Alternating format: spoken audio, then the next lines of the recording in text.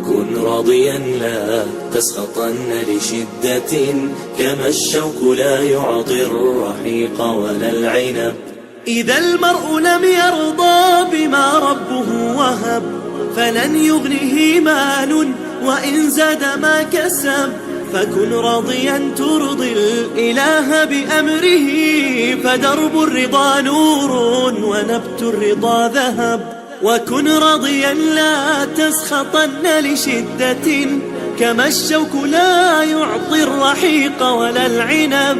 وكن راضيا لا تسخطن لشدة، كما الشوك لا يعطي الرحيق ولا العنب. في الإله وشكره، فتلك معاني الخير خط بها الأدب.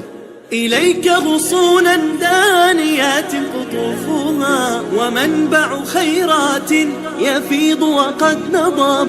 سلام وإحسان وصبر وجيرة وأفعال.